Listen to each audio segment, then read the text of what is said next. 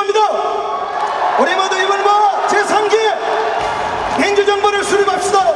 인생 파탄 필투하는 심정으로 나왔습니다. 이념보다 권력, 성공보다 악력보다 사람이 먼저인 세상을 만들고자 하는 후보, 먼저인 후보 기어서 한번 연설이 있겠습니다.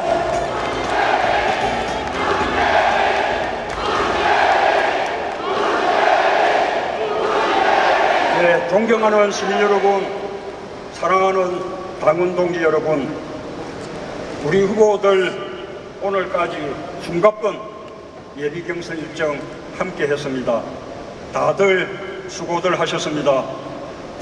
우리는 같은 팀입니다. 지금 치열하게 경쟁하지만 경쟁 끝나면 우리 당의 승리를 위해 함께 할 것입니다. 제가 대표 선수가 돼서 정권 교체 꼭 이루겠습니다. 지금까지 경선 과정에서 노무현 대통령과 참여정부를 비판하는 이야기들이 많았습니다.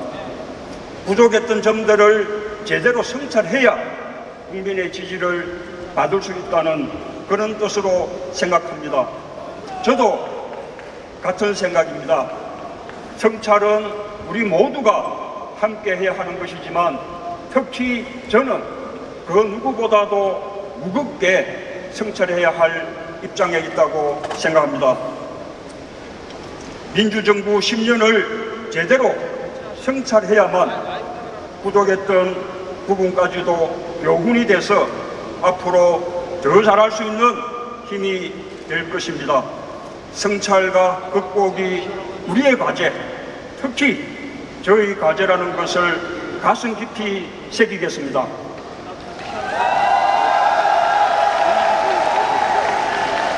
그러나 민주정부 10년의 자긍심까지 잃어서는 안 됩니다. 저는 비록 부족한 점이 많았다고 하더라도 민주정부 10년에 의해서 우리나라가 정상적인 국가가 되었다고 자부합니다. 경제도 안보도 민주정부 10년이 이명박 정부보다 훨씬 잘했습니다. 여러분 그렇지 않습니까?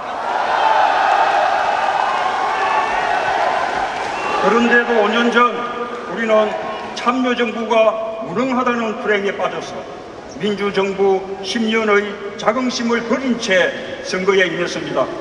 결과는 보나마나 참담한 패배였습니다. 이제 또다시 당내 경선에서 이기는 데만 급급해서 5년 전의 어리석음을 되풀이해서는 안 됩니다. 간곡하게 호소합니다. 그러면 우리는 이길 수가 없습니다. 저는 이 자리에서 분명히 말씀드립니다. 참여정부를 성찰하고 극복하되 참여정부 5년의 자긍심을 결코 버리지 않을 것입니다. 존경하는 시민 여러분, 당원 동지 여러분, 어제 7월 27일은 정전협정 체결 59주년이었습니다. 지금까지도 우리가 6.25 전쟁을 종전하지 못하고 휴전 상태를 끌고 있다는 것은 참으로 부끄러운 일입니다. 늘 계속되는 남북관계의 위태로움이 그 때문입니다. 경기 북부의 발전이 뒤처지고 있는 것도 그 때문입니다. 참여정부는 2007년 14공동선언에서 정전체제의 종식과 종전선언을 통한 평화체제 구축을 북한과 합의했습니다. 그러나 이명박 정부는 그 합의를 내팽개쳤습니다. 저는 이 자리에서 약속드립니다. 제가 대통령이 되면 정전 60주년이 되는 내년 2013년 정전협정을 평화협정으로 전환하고 항구적인 한반도 평화체제를 구축하겠습니다.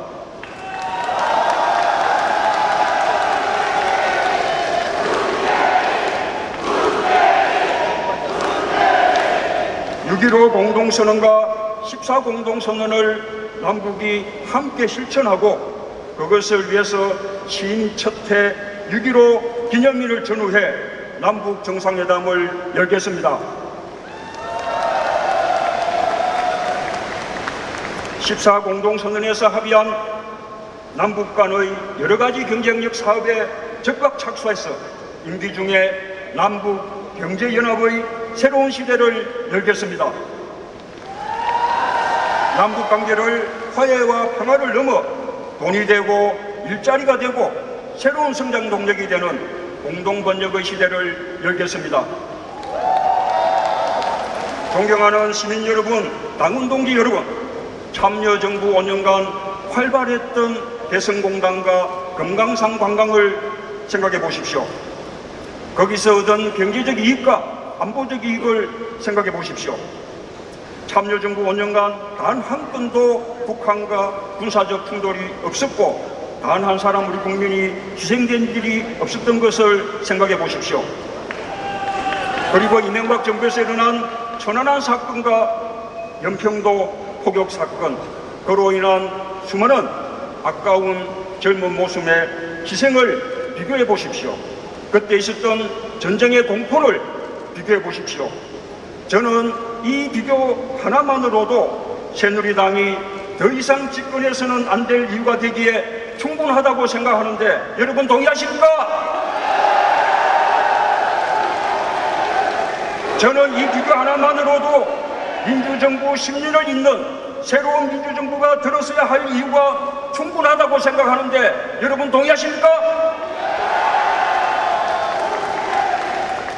존경하는 시민 여러분, 당원 동지 여러분, 박근혜 후보는 군부 독재가 정당했다고 말합니다. 5.16 군사 쿠데타는 불가피한 최선의 선택이었다고 합니다. 유신 독재는 나라를 위기에서 구한 것이라고 합니다. 총칼로 정권 빼앗고 사람을 무자비하게 죽인 일들이 불가피한 선택이고 최선의 선택이었습니까?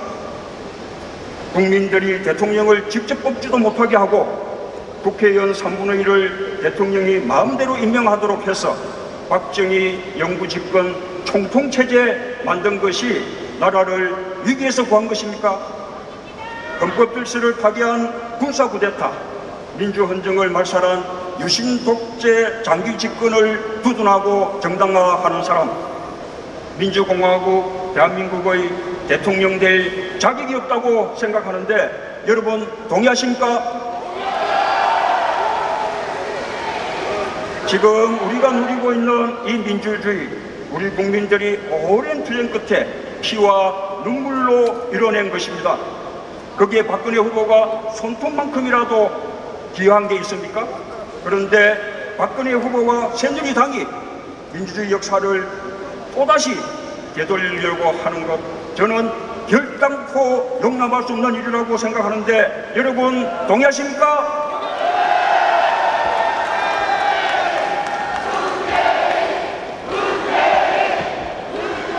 새누리당 집권 막아야 합니다. 그러지 않으면 민주주의는 또다시 퇴행하고 맙니다. 민주주의 없이는 경제민주화도 복지도 없습니다.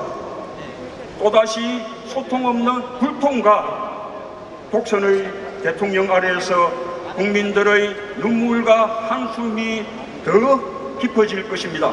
여러분 그렇지 않습니까? 막아야 합니다.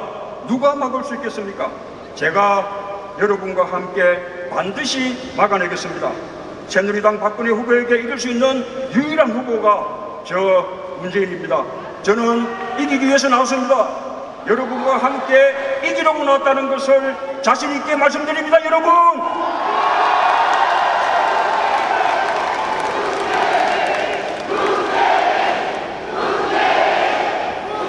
사랑하는 시민 여러분, 당원 동지 여러분, 이제 박근혜 대세론 완전히 무너졌습니다.